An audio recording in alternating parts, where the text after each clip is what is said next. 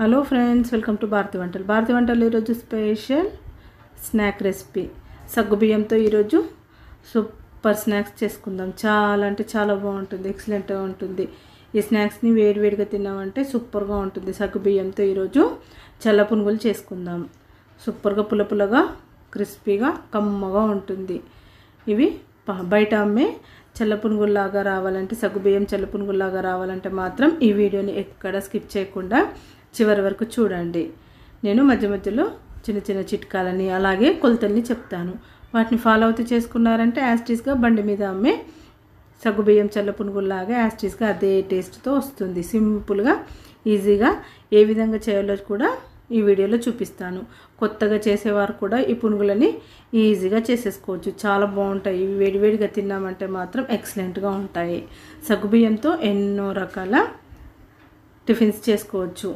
చాలా టేస్టీగా ఉంటాయి. సగ్గుబియ్యం ఒక్కటి ఇంట్లో ఉంటే మిగతావన్నీ ఇంట్లో ఉన్న వాటితోనే ఈ పునుగుల్ని చేసేసుకోవచ్చు. సింపుల్గా ఈజీగా చాలా కరకరలాడుతూ లోపల సాఫ్ట్గా పైన కరకరలాడుతూ సూపర్గా ఉంటుంది. పుల్లపుల్లగా కమ్మకమ్మగా ఎక్సలెంట్గా ఉంటుంది. ఎవరైనా ఇష్టంగా తినేస్తారు.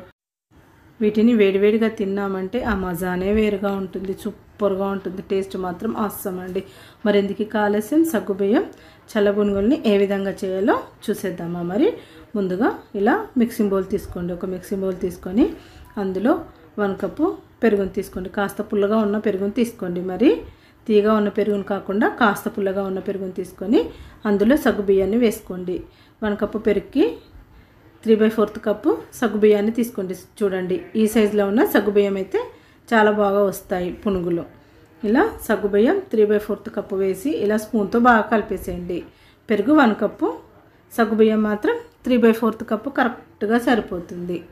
ఇలా పెరుగులో సగ్గుబియ్యం వేసాక బాగా కలిపేసేయండి స్పూన్తో. ఇలా బాగా కలిపేసాక ఇప్పుడు కొద్దిగా నీళ్ళని పోసుకుందాం. ఏ కప్పుతో అయితే మనం సగ్గుబియ్యం తీసుకున్నామో అదే కప్పుతో కరెక్ట్గా 1/2 కప్పు వాటర్ని తీసుకోండి. 1 కప్పు పెరుగు, 1/2 కప్పు వాటర్ కరెక్ట్గా సరిపోతాయి 3/4 కప్పు సగ్గుబియ్యానికి. ఈ కొలతల్ని మాత్రం ఎక్కడ మిస్ కాకండి. యాస్టీస్గా ఇలాగే కలిపేసుకొని మూత పెట్టేసి 4-5 గంటల పాటు పక్కన పెట్టుకోండి. సాయంకాలం మనము ఈ టిఫిన్ చేసుకోవాలనుకున్నప్పుడు మనం 11-12 గంటలకు ప్రొద్దున నానబెట్టి పెట్టుకున్నామంటే కరెక్ట్గా నానిపోతాయి. చూడండి, ఇలా నేను 4 గంటలు కరెక్ట్గా నానబెట్టాను. కరెక్ట్గా నానిపోయాయి. చూడండి, ఇలా మెత్తగా అయ్యాయి. ఇలా రావాలి సగ్గుబియ్యం మొత్తం ఇలా మెత్తగా అయిపోవాలి. ఇలా చేత్తో అంటే ఇలా మ్యాష్ కావాలి. చూడండి, ఇలా 4-5 గంటలు మాత్రం కంపల్సరీగా నానబెట్టాల్సిందే. ఇప్పుడు ఇందులో పెద్ద ఉల్లిపాయని సన్నగా తరిగి వేసుకోండి. అలాగే పచ్చిమిర్చిని ఒక 10 వరకు తీసుకొని సన్నగా కట్ చేసి వేసుకోండి. నేను కాస్త స్పైసీగా ఉండాలని పచ్చిమిర్చిని కాస్త ఎక్కువగా వేసాను. అలాగే కొత్తిమీరని శుభ్రంగా కడిగేసి సన్నగా తరిగి వేసుకోండి. అలాగే ఉప్పు రుచికి తగినంత వేసుకోండి. నేను 2 టీ స్పూన్స్ వేసాను. ఉప్పు కరెక్ట్గా సరిపోయింది. అలాగే 1 టీ స్పూన్ జీలకర్ర వేసుకోండి. కొత్తిమీర ఎంత ఎక్కువగా వేసుకుంటే అంత బాగుంటుంది. ఏ స్నాక్స్లోనైనా, ఏ వడ అయినా, బజ్జీ అయినా, ఎందులోనైనా కొత్తిమీర ఎక్కువగా వేసుకుంటే కమ్మగా ఉంటుంది. అందుకని నేను కాస్త కొత్తిమీరని ఎప్పుడూ ఎక్కువగానే వాడతాను. ఇలా బాగా కలిపేసేయండి స్పూన్తో. వీటన్నిటిని బాగా కలిసే వరకు బాగా కలుపుకోండి. పచ్చిమిర్చి మీరు కాస్త తగ్గించి వేసుకున్నా పర్వాలేదు. స్పైసీగా వద్దనుకుంటే మామూలుగా తినేవారైతే ఒక 2-3 పచ్చిమిరపకాయలని తక్కువగా వేసుకోండి. ఇలా బాగా కలిపేశాక ఇందులో బియ్యం పిండిని వేసుకుందాము. ఏ కప్పుతో అయితే మనము తీసుకున్నామో సగ్గుబియ్యాన్ని, పెరుగుని తీసుకున్నామో అదే కప్పుతో 1/4 కప్పు బియ్యం పిండిని వేసుకోండి. కరెక్ట్గా 1/4 కప్పు అయితే సరిపోతుంది. బియ్యం పిండి వేసి ఇలా బాగా కలిపేసుకోండి. బియ్యం పిండి మొత్తం కలిసే వరకు ఇలా చేత్తో బాగా కలపండి. బియ్యం పిండిని కరెక్ట్గా 1/4 కప్పు వేసుకోండి. మరి ఎక్కువగా వేయకండి, పునుగులు అంత బాగా రావు.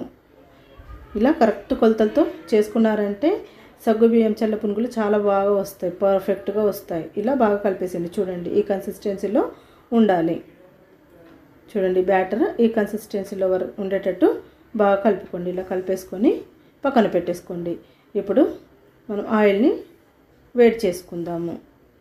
మరీ ఎక్కువగా పలచగా చేయకండి, మరీ గట్టిగా చేయకండి. ఈ కన్సిస్టెన్సీలో ఉంటే సరిపోతుంది. ఇప్పుడు స్టవ్ని వెలిగించి ఒక కడాయి పెట్టుకొని అందులో డీప్ ఫ్రైకి సరిపడా ఆయిల్ని వేసుకోండి. ఆయిల్ని వేసి ఆయిల్ని బాగా వేడెక్కనివ్వండి. బాగా అంటే బాగా వేడెక్కాలి.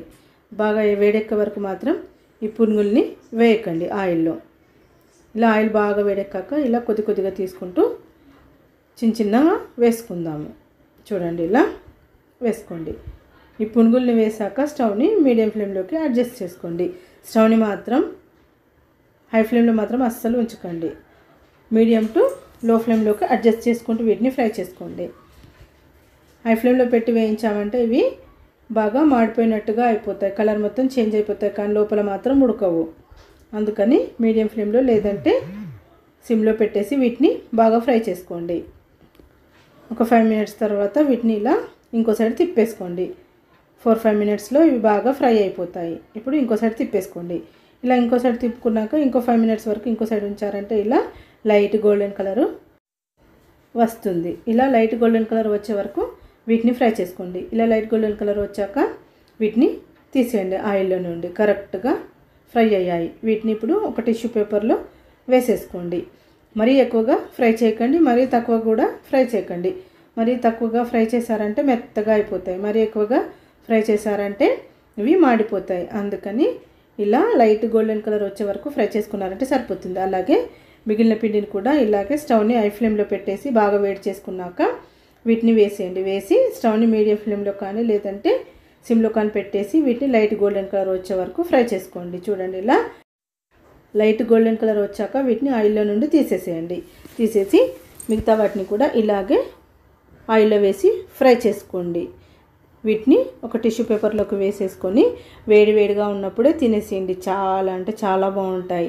పైన కరకరలాడుతూ లోపల సాఫ్ట్గా పుల్లపుల్లగా కమ్మకమ్మగా స్పైసీగా అక్కడక్కడ పచ్చిమిర్చి తగులుతూ సూపర్గా ఉంటుంది. అసలు ఎంత బాగుంటాయంటే అంత బాగుంటాయి. కాకపోతే వీటిని వేడిగా తినేసేయండి. చాలా టేస్టీగా ఉంటాయి. కాస్త చల్లారితే అంత టేస్టీగా ఉండవు. అందుకని వీటిని వేడివేడిగానే తినేసేయండి. ఎక్సలెంట్గా ఉంటుంది, కరకరలాడుతూ కమ్మగా ఉంటుంది.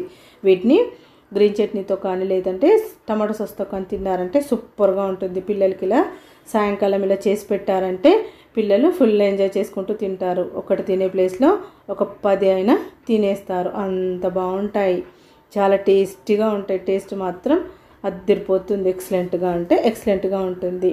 ఒక్కసారి మాత్రం మీరు ఈ రెసిపీని చేసి చూడండి, మీకు కూడా చాలా బాగా నచ్చుతుంది. కాకపోతే ఎక్కడ నేను చెప్పిన కొలతల్ని అలాగే చిట్కాలని మిస్ కాకుండా చేసుకోండి. యాస్టీస్గా సూపర్ అంటే సూపర్గా బయట కొన్న వాటిలాగానే ఈ సగ్గుబియ్యం చల్ల పునుగులు అలాగే అదే టేస్ట్తో అదే కరకరలాడుతూ అలాగే వస్తాయి.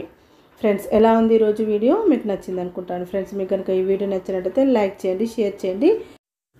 అలాగే క్విక్ అండ్ ఈజీ రెసిపీస్ కోసం మా ఛానల్ని సబ్స్క్రైబ్ చేసుకోండి. మీకు కనుక ఈ వీడియో నచ్చినట్టయితే కమెంట్ చేయడం మాత్రం మర్చిపోకండి. కంపల్సరీగా కమెంట్ చేయండి, లైక్ చేయండి. మీ ఫ్రెండ్స్కి కానీ రిలేటివ్స్ కానీ షేర్ చేయండి. Thank you for watching friends.